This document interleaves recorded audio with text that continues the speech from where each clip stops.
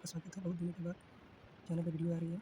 आज के वीडियो में हम लोग सीयूटी पीजी के 2024 के ancient Indian history and archaeology का पेपर हम लोग सॉल्व करेंगे, जिसमें 75 क्वेश्चन है और 75 क्वेश्चन हम लोग सॉल्व करेंगे। ये पेपर हुआ था 21 मार्च 2024 को तीसरे शिफ्ट में। तो चलिए शुरू करते हैं। तो इसके पहले हम बता देते हैं कि यूजीसी नेट हिस्ट्री और यूजीसी नेट आर्कियोलॉजी दोनों में नेट और हिस्ट्री में JRF है, इसलिए हम लोग क्लास ले सकते हैं। तो हम लोग शुरू करते हैं इसका सोल्यूशन। और पहला क्वेश्चन है कि 18वीं-19वीं शताब्दी में यूरोपीय विद्वान का प्रभुत्व था, जिन्हें ओरिएंटलिस्ट एवं इंडोलॉजिस्ट के रूप में जाना जाता था। लेकिन वो खुद किस रूप में खुद को बताते थे? तो वो कहते थे कि हम एंटीक्वेरियन हैं, हम ना इंडोलॉजिस्ट है ना ओरिएंटलिस्ट हैं। जब वेस्ट ईस्ट को देखता है तो ओरिएंटलिस्ट उसे बोलते हैं, जब ईस्ट वेस्ट को देखता है तो ऑक्सीडेंटलिस्ट उसे बोलते हैं। और ये खुद को एंटीक्वेरियन बताते थे। तो पहला का हो गया 2।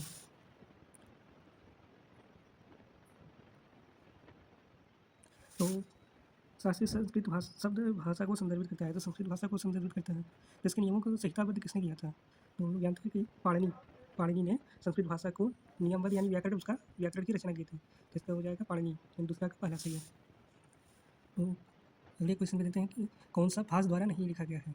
तो सौंदरानंदन लिखा गया है अश्वघोष के द्वारा, अश्वघोष, और बाकी तीनों भास के द्वारा लिखा गया है। जैन पुराण की शंकरों के रूप में ज्ञान जैन संतों की जीवनी है। श्वेतांबर उसे क्या करते हैं? अगर किसी की जीवनी रहेगी तो उसके चरित्र के बारे में बताइए, यानी उसका चरित्र, उसको चरित कहते हैं। अंग है जैन धर्म के महत्वपूर्ण पवित्र धार्मिक ग्रंथ है। वृत्ति क्या है? कि मूल ग्रंथों पर लिखी गई टीकाएँ हैं। पट्टावली यानी जैन आचार्य उनके मठवासी के वंशों की कालानुक्रमिक सूची होती है। ये मतलब कि वंश की सूची होती है। ज़्यादा ज्ञानी पुत्र के पिछले जन्म की कहानियाँ इसकी 15 पुस्तकों में से एक है।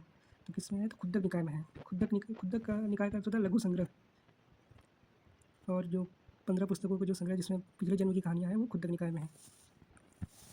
समग्र वैदिक कोश के भीतर निम्न में से सबसे पुराना माना जाता है। तो जो ऋग्वेद की संहिता 2 से 7 है, ये सबसे पुरानी मानी जाती है।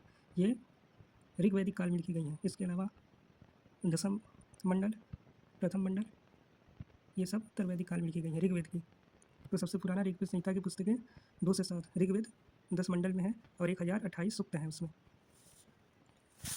रॉबर्ट ब्रूस फुट, ये है father of Indian pre history. तो इन्होंने मद्रास में 1863 में हो जाता है। तो क्या हो जाता है? हस्तकुठार हो जाता है। ये एसोरियन टाइप का है, इसे मद्रासियन कल्चर भी बोलते हैं। तो हस्तकुठार हो जाता है। सेनोज़ोइक जो काल है वो 6.5 करोड़ वर्ष पहले स्टार्ट हुआ। और कब स्टार्ट हुआ? जब डायनासोर खत्म हो गया। तो स्तनधारी का युग होता है और उसे 2 भाग में बांटा गया, तृतीयक काल और चतुर्थक काल में। तो इसका भी आंसर 4 होगा। इसी समय ये हाल में भी चल रहा है, तो इसमें ही स्तनधारियों का विकास हुआ था। ये डायनासोर जब खत्म हुए तब ये स्टार्ट हुआ। त्रियुग प्रणाली, ये मतलब किसका विचार था? कि औजारों का युग था, जिस मतलब पत्थर का पहले था, फिर कांसे का हुआ, फिर लोहे का प्रभुत्व आया, तो किनके द्वारा दिया गया था? तो ये पहला ऑप्शन सही हो जाएगा, पीएफ सुम और क्रिश्चियन थॉमसन, सीजे थॉमसन के द्वारा दिया गया था। अगर क्लियर नहीं है इसका PDF हम लोग अपने टेलीग्राम चैनल पे अपलोड करेंगे। क्रोनोलॉजी लगाना है तो इसके लिए ऑप्शन का यूज कर सकते हैं कि कौन सा पहले आएगा। तो पहले तो महापाषाण संस्कृति की शुरुआत हुई थी, तो ए और 1 और 3 हट जाएंगे। इसके बाद कौन सा आया होगा? मानसून की खोज आई, ये आई पहली शताब्दी भारत और रोम के बीच, जिससे मतलब व्यापारिक संबंध थे उस समय। तो मानसून की खोज। इसके बाद आएगा संगम साहित्य का अंतिम रूप से संकलन है। अंतिम रूप से संकलन इसका 3री से 4थी शताब्दी में हुआ है, संगम साहित्य का। CAB, अब ये चौथा वाला ही ऑप्शन सही होगा। और उसके बाद आएगा चोलों की पुनर्स्थापना, ये जो कि 9वीं शताब्दी है, तो ये सबसे लास्ट में आएगा। अगले क्वेश्चन में सही कालानुक्रम में लगाना है। तो सबसे पहले हम लोग देखते हैं कि बलूचिस्तान में 8000 साल पहले कृषि हुई। उसके बाद हड़प्पा पूर्व आएगी, चोलिस्तान में हड़प्पा पूर्व बस्तियाँ। हड़प्पा पूर्व के बाद परिपक्व हड़प्पा संस्कृति, और फिर उसके बाद लूथल जो कि परिपक्व हड़प्पा संस्कृति का ही बंदरगाह था, तो उस समय वहाँ पे चावल के भी साक्ष्य मिले हैं। तो ये लास्ट में आएगा, तो सेकेंड वाला सही है। नेक्स्ट क्वेश्चन में आता है कि मदुरई के इन विखपानी शासकों को सही कालानुक्रम में लगाइए। तो थोड़ा हार्ड क्वेश्चन हो जाता है कि कंडुगन, जिसका समय था 590 से 620 ईस्वी। सी से 2 ऑप्शन स्टार्ट हो रहे हैं। अब फिर इसके बाद आता है अरिकेसरी मारवर्मन, जिसका काल है 670 ईस्वी से 700 ईस्वी। सी के बाद बी, दोनों में है। अब डी आएगा कि ये आएगा? तो डी इसके बाद रणधीर का टाइम आता है 700 से 730। अब इसके बाद लास्ट में आता है राज सिंह प्रथम, जिसका टाइम है 735 से 765 ईस्वी। ये क्रोनोलॉजी है, तो ये वाला 4th ऑप्शन सही होगा। तो हम देखते हैं कि एक और भी क्रोनोलॉजी वाला क्वेश्चन आ गया है। क्रोनोलॉजी वाले क्वेश्चन थोड़े हार्ड भी होते हैं, तो इसमें यूजीसी नेट और सीयूटी पीजी में एक डिफरेंस है कि सीयूटी पीजी में माइनस मार्किंग है, तो इसमें हर क्वेश्चन अटैम्प्ट नहीं करना है, जो आता हो वही। तो इसको नोट करिएगा कि सीयूटी पीजी में माइनस मार्किंग है। तो इसमें सबसे पहले आएगा प्राचीनतम सिक्कों पर कुछ प्रतीक। ये किसकी बात हो रही है? पंचमार्क कांड की। जो प्रारंभिक सिक्के थे पंचमार्क हाथ सिक्के से बोले जाते थे। तो बी से केवल एक ही ऑप्शन स्टार्ट हो रहा है, तो ये तो हो गया एक ही ऑप्शन से 3 से। अब इसके क्या कहते हैं कि अफगानिस्तान के आसपास भारतीय यूनानी सिक्के पाए गए। ये किसने जारी किए थे? इंडो ग्रीक ने जारी किए थे। फिर गुप्ततर सिक्के और व्यापार और वाणिज्य में गिरावट को दर्शाते हैं, क्योंकि गुप्त काल के बाद सामंती प्रथा स्टार्ट हुई, उसके बाद ये गिरावट को दर्शाते हैं। और ये वाला क्रोनोलॉजी ये था कि और अंग्रेज अनेकों भारतीय सिक्कों को ब्रिटेन में निजी और सार्वजनिक संग्रहों में स्थानांतरित करने में सफल रहे। ये मॉडर्न हिस्ट्री के टाइप का आ गया। तो ये वाला क्रोनोलॉजी इजी था, एक ही ऑप्शन से हो जा रहा था। चंद्रगुप्त मौर्य का राज्यारोहण ये पहले होगा, क्योंकि ये ईसा पूर्व तीसरी चौथी शताब्दी के ईसा पूर्व का है। पहली शताब्दी के आसपास ये हाथी गुम्फा अभिलेख, इलाहाबाद का गुप्त अभिलेख चौथी शताब्दी, और अतुल द्वारा मुंसिका वंश, ये केरल का मुंसिक वंश पे महाकाव्य है, ये 11वीं शताब्दी। तो ये वाला क्रोनोलॉजी भी थोड़ा इजी था पिछली वाली की तरह। बुक और उनके राइटर को मैच कराना है, तो विक्रमोर्वशीय कालिदास, काव्यालंकार भामा, विकटी, किरातार्जुनी भारवी और काव्यादर्श दंडी, ये होगा राइट आंसर इसका। मध्य पाषाण काल शैल चित्रों के बारे में क्या सही है? तो ये एसीएल कार्नाइल ने की थी। कहाँ पे की थी? मिर्जापुर में, लिखैया में की थी, जो सोनभद्र में है अभी, लिखैया, वहाँ की थी। वी.एस. वाकड़कर ने कार्य किया है, यही तो हमको पकड़ना था कि वी.एस. वाकड़कर ने कार्य नहीं किया है, ये निगेटिव। यहाँ पे कार्य किया है, यानी ये स्टेटमेंट हो गया गलत। अब 3 तो बताना ही है, तो ए और सी डी ये सही होंगे। जानवरों के चित्र का वर्चस्व है, हाँ, भीमबेटका जैसे लोगों का। शैल चित्रों में सांप का चित्रण किया गया है कि नहीं किया गया है, इस पर डाउट है, लेकिन एनटीए के अकॉर्डिंग ये तीसरा ऑप्शन सही है, क्योंकि वी.एस. वाकड़कर ने कार्य किया है, इसको ही पकड़ना था केवल। उत्तर वैदिक ग्रंथ और पीजेडब्ल्यू संस्कृति मध्य गंगा घाटी से संबंधित है, लेकिन ऋग्वेद मुख्य रूप से सिंधु नदी से संबंधित है। और जैसे जैसे संस्कृति बढ़ती है, पश्चिम से पूर्व की तरफ स्थानांतरण होता है। ठीक है। अश्वमेध एक जो बलि का घोड़ा होता है, इसमें मतलब शक्ति प्रदर्शन के लिए होता है, ये छोड़ दिया जाता है। उसकी रक्षा कौन करता है? 12 रत्नीन होते हैं। अब 12 रत्नीनों में से ही उसमें से कोई उसमें अश्वमेध के छोड़े हुए घोड़े की रक्षा करते हैं, 12 रत्नीनों में से कोई भी। तो ये इसका आंसर हो जाएगा, घोड़े की रक्षा कौन करता है? रत्नीन। और इसमें बात कर रहे थे कि 12 रत्नीन होते हैं जो राजा का चुनाव करते हैं, लेकिन इसमें से मैक्सिमम लोग राजा के परिवार के ही होते हैं। तो ये छठी दक्षिण भारत में 6ठी शताब्दी ईस्वी के आसपास गैर ब्राह्मण गाँवों को कहा जाता था। विलनवाकी ब्रह्मदेव जो ब्राह्मणों को दान दिया गया हो। करालाल ये भूस्वामी वर्ग के लिए एक शब्दावली है। पूर्व ये भी गांव होता था, एक छोटी सी होती थी। प्राचीन तमिलों के मुख्य देवता कौन होते थे? चिकडिटी कौन होते थे? प्राचीन तमिलों के तो मुरुगन होते थे। विश्वा का फर्स्ट मुरुगन, जो उत्तर भारत के कार्तिकेय से इनका समानता हम लोग करते हैं। हड़प्पा व्यापार के महत्वपूर्ण पहलू के बारे में हम लोग को बात करना है। तो 2 पहिया महत्वपूर्ण साधन थी, बिल्कुल थी, विभिन्न हिस्सों को जोड़ते थे। हाँ, अंदर भी व्यापार होता था, बाहर भी व्यापार होता था। खेतड़ी के भंडार तांबे का महत्वपूर्ण स्रोत नहीं है, अभी भी है, उस समय तो फेमस है, अभी भी है। तो ये वाला हो गया गलत, तो सी जिसमें नहीं है वही होगा आंसर। हाँ, घोड़े के उपयोग कम होता था, सूर्यपुत्र से साक्ष्य मिले हैं, लेकिन उपयोग कम होता था। तो सी जिसमें है उसको हटा देना है, तो हो जाएगा ये वाला सही। सही कथन की पहचान करना है। तो गुप्त राजाओं ने महाराजा धीराज जैसे शाही उपाधियाँ धारण की। हाँ, सामंती जब उनके जो अंडर में सामंत थे वो लोग राजा रखने लगे, तो ये लोग और भी बड़े महाराजा धीराज, ऐसी बड़ी बड़ी उपाधियाँ। परमाद्वैत देवताओं के सबसे प्रमुख जैसे विशेषणों से खुद को भी देवताओं से जोड़ा। हाँ, सही है। तो जब उसको देवताओं से जोड़ा तो आम आदमी के रूप में तो चर्चा करेगा नहीं, तो सही तो गलत हो जाता है। कुछ इतिहासकारों के अनुसार गुप्त राजा दैव स्थिति का दावा करते थे। हाँ, यानी ये सामान्य व्यक्ति तो नहीं थे, तो सी इसमें भी नहीं रहेगा। जब सी नहीं रहेगा तो ऑप्शन ए करेक्ट है। हम लोगों ने देखा कि जैसे सही कथन की पहचान करना है, तो 3 कथन सही है, लेकिन एक उसी में निगेटिव दे रहा है, तो उसको देख के हम लोग इजीली सही कथन की पहचान कर लेंगे। तो इस तरह के क्वेश्चन क्रोनोलॉजी से तो ईजी हमको लगते हैं। सही कथन की पहचान एक और क्वेश्चन RDR साहनी ने, दयाराम साहनी 1921 में की थी। हाँ, 1922 में मार्शल ने मोहनजोदड़ो खुदाई की थी। मार्शल ने भी RD बनर्जी 1922 में की थी, RD बनर्जी। तो ये वाला हो जाएगा गलत। मार्शल ने मोहनजोदड़ो की खुदाई की थी, ये वाला सही, ये वाला भी सही। वत्स ने की थी, क्योंकि एक ही गलत है।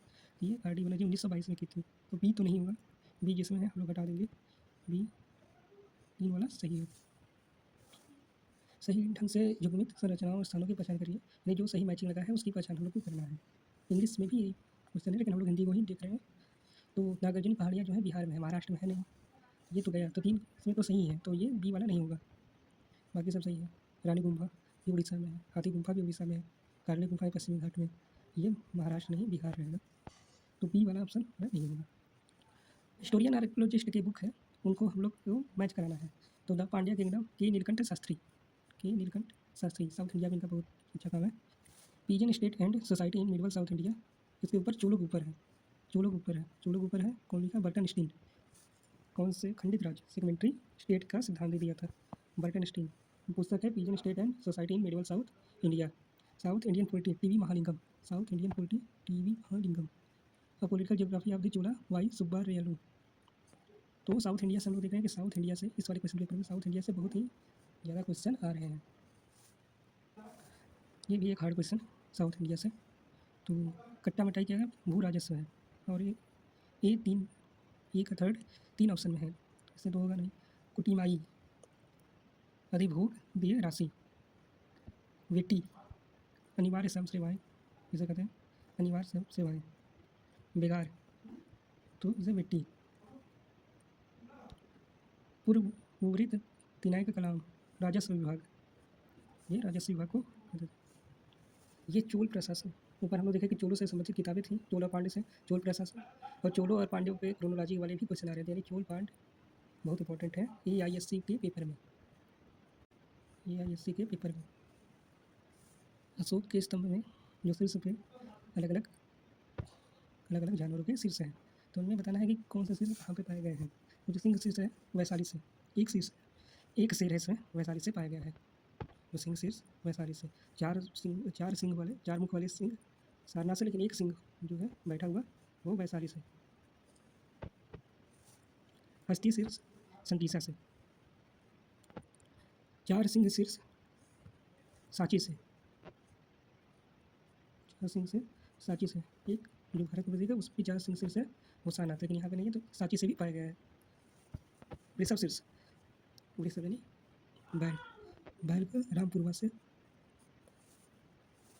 इलाहाबाद प्रशस्ति मिश्रित गद्य और पद्य में है, कुछ लाइन गद्य के कुछ लाइन पद्य के, तो इसे चंपू काव्य कहते हैं।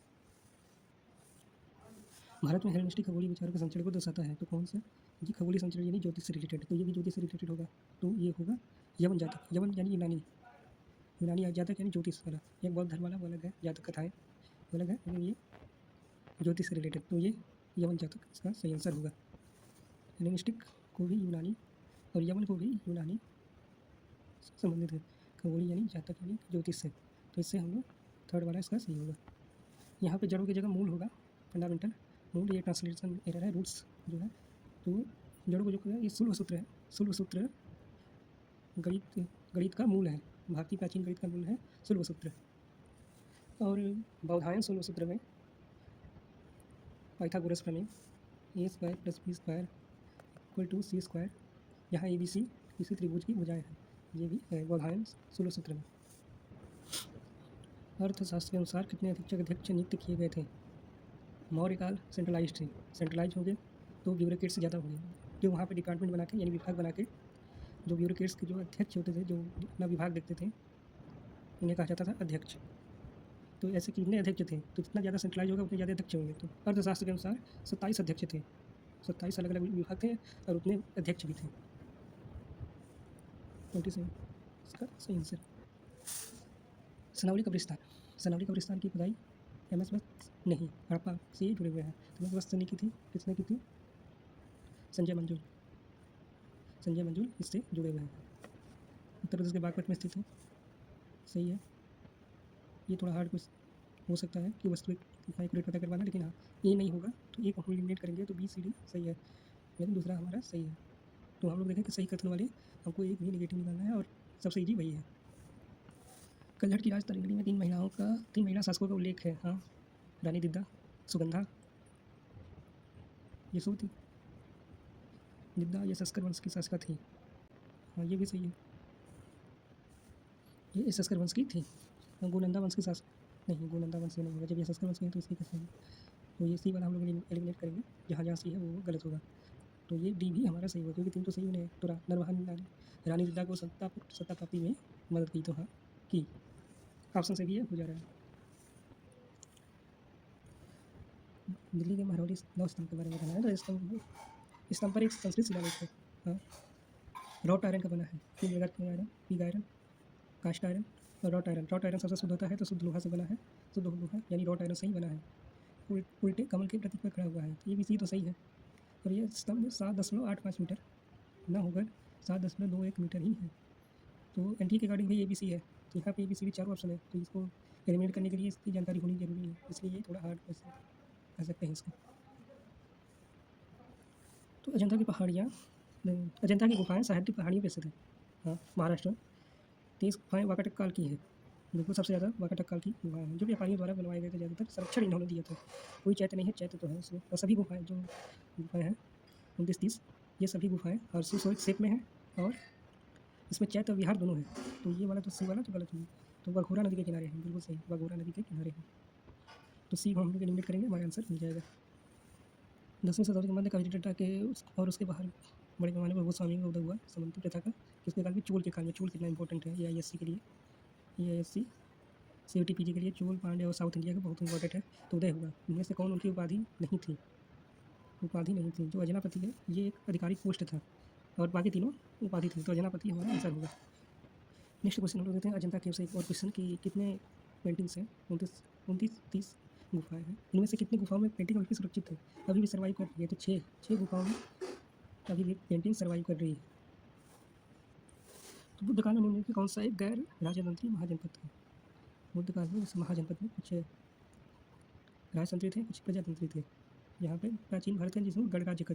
तो वृज्जी या वज्जी ये एक गणराज्य था, जहाँ गैर राजतंत्री महाजनपद। ये अतरंगी खेड़ा एटा जिला यूपी में है। यहाँ से लोहे के साग चलते लोहे को खाने। तो ये किस नदी के किनारे है? तो काली नदी के किनारे है। ये काली नदी के किनारे है। तो हमको क्या दिखना है? कोई भी पुरातात्विक स्थल कहाँ है और किस नदी के किनारे है। फेमस वाले तो याद हो जाते हैं, लेकिन छोटे नदियों के नहीं याद हो पाते, तो उसको देखते हुए हम लोग को चलना है।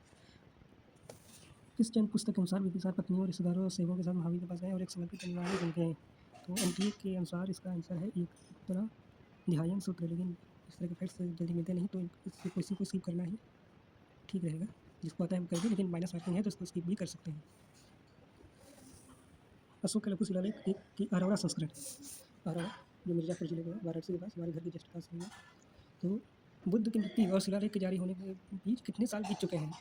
इस अरोड़ा शिलालेख में एक संख्या मिलती है 256। तो इतिहासकार और पुरातत्ववेत्ता मानते हैं कि ये 256 जो संख्या है वो बुद्ध के महापरिनिर्वाण के 256 वर्ष बाद इस शिलालेख को स्थापित किया गया था। तो वहाँ पे 256 लिखा गया है। तो इसके आधार पे हम कह सकते हैं कि बुद्ध की मृत्यु और शिलालेख के जारी होने के बीच कितने साल बीत चुके हैं? तो 256 साल बीत चुके हैं। इसका सेकेंड वाला ऑप्शन करेक्ट होगा। थोड़ा डीप क्वेश्चन है। कौन सा उपनिषद प्राचीनतम है? तो बृहदारण्यक और छांदोग्य ये दोनों प्राचीनतम है, सबसे पुराने हैं। जो अधिकांश परिपक्व हड़प्पाकालीन ईंटों के आकार में मोटाई, चौड़ाई और लंबाई का जो समान अनुपात मिलता है वो अनुपात कितना है? 1:2:4। ये ईंट हड़प्पा सभ्यता से प्राप्त अधिकांश ईंटों में यही रेशियो देखने को मिलता है। इससे उनकी टेक्नोलॉजी के बारे में पता चलता है कि वो लोग मैथ भी जानते थे। उसके बिना इतना एक्यूरेट साइज के ईंटें बना पाना मुश्किल है। तो 1:2:4। पूर्व हड़प्पा संस्कृति और परिपक्व हड़प्पा संस्कृति की समानताओं की पहचान करने वाले पहले पुरातत्वविद कौन थे? अमलानंद घोष। सूती संस्कृति की पहचान की एक पुरातत्व में अन्वेषण करने का एक तरीका होता है स्तरीकरण, स्तरीकरण। इसमें जो नया चीज़ होगा ऊपर रहेगा, जो पुराना होगा नीचे जाएगा, खुदाई में जो नीचे जाएगा। तो ये परिपक्व हड़प्पा के नीचे मिले थे सूती संस्कृति के, तो उन्होंने समानता से ये पूर्व हड़प्पा को माना था।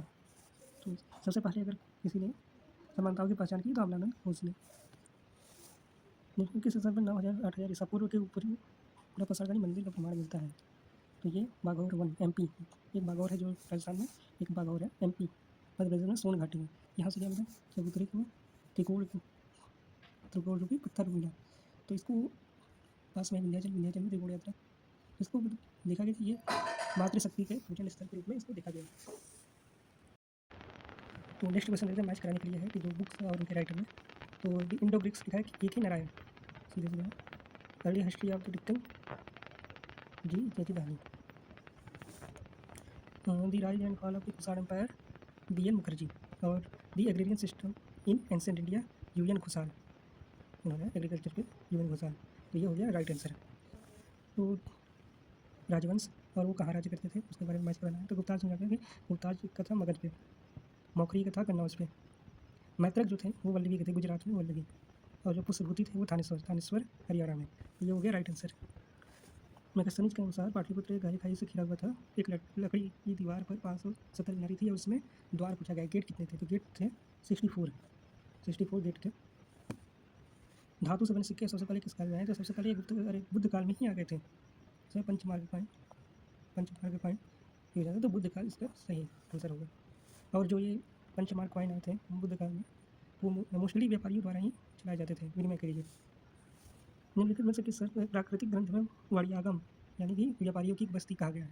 तो किसने कहा गया? भागलपुर के पास जो चंपा है उसको ये कहा गया है व्यापारियों की बस्ती।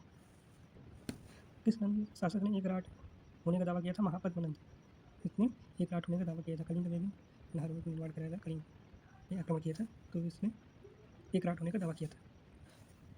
तो पल्लव राजाओं द्वारा विभिन्न विरुद्धों को धारण किया गया था, लेकिन उनमें से कौन सा उनके द्वारा अपनाए गए विरुद्धों में से एक नहीं? विरुद्ध जो होते हैं जो प्रशंसात्मक उपाधि होती है, तो विचित्र चित्त, महामत और ज्ञान सागर ये सब उपाधि थी। अरासु है जो तमिल का एक वर्ग है, तमिल भाषा का, इसका मतलब ये होता है राजा। तो राजा एक पदवी है ना कि उपाधि। द किंग ऑफ चंपावाज एंड ऑफिशियल लैंग्वेज ऑफ चंपावाज संस्कृत। चंपा की जो ऑफिशियल लैंग्वेज थी वो संस्कृत थी। डांसिंग गर्ल कहाँ से मिली है? मोहनजोदड़ो से। एक अठड़ हो गया।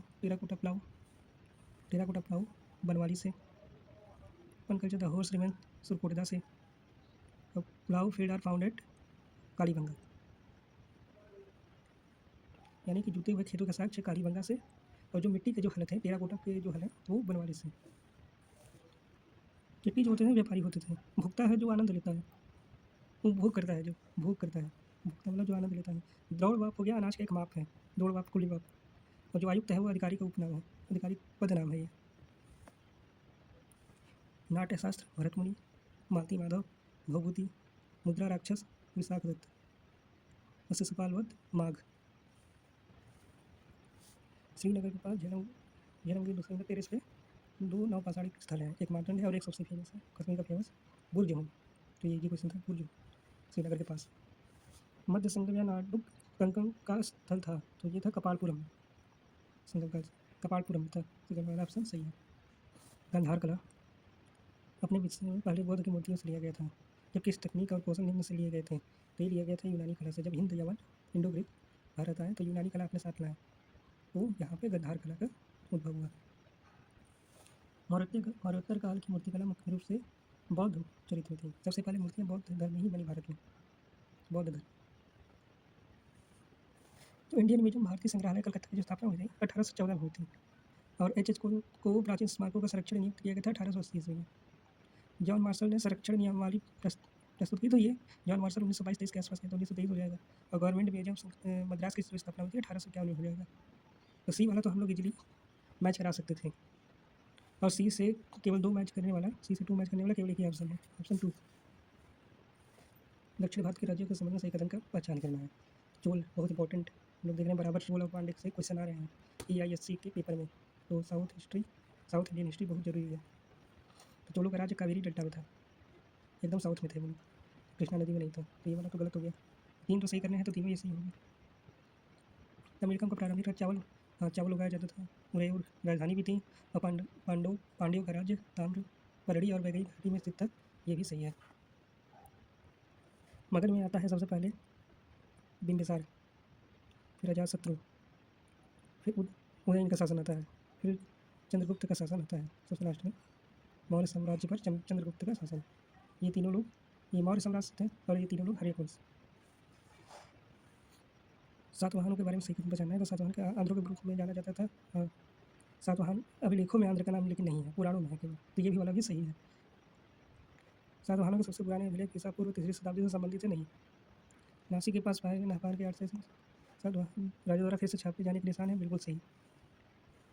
ये 3री शताब्दी का ना होगा, ये 1ली शताब्दी के आसपास, 1ली शताब्दी ईसा पूर्व के आसपास ये पाए गए हैं। तो सी वाला गलत होगा, बाकी तीनों करेक्ट हैं। चंद्रगुप्त द्वितीय यानी गुप्त काल का चंद्रगुप्त, उसके बारे में दिखाना है। तो कौन सा कथन सही है? तो उसने अपनी बेटी प्रभावती का विवाह ब्राह्मण जाति के वाकाटक राजकुमार से किया था, बिल्कुल। उसने पश्चिम भारत के शक चंद्रगुप्त जीत के रूप में विक्रमादित्य की उपाधि धारण की, सही है। इत्सिंग नहीं आया था, हायान आया था। इत्सिंग 7वीं शताब्दी में आया था, वो भी लास्ट में। ऐसा लगता है कि चंद्रगुप्त द्वितीय ने उज्जैन को अपनी दूसरी राजधानी बनाया था, ये भी करेक्ट है। सी वाला गलत होगा। कुशाणों के बारे में सत्य कथन बताना है। देवपुत्र जैसी उच्च लगने वाली पदवियों का उपयोग करते थे। राजाओं की कुशलता के लिए लोगों द्वारा धार्मिक दान देना होता था। देवकुलों की संस्था जिसमें उनके शासकों की मूर्तियाँ रखी जाती थी, बिल्कुल बाट में रखी गई है।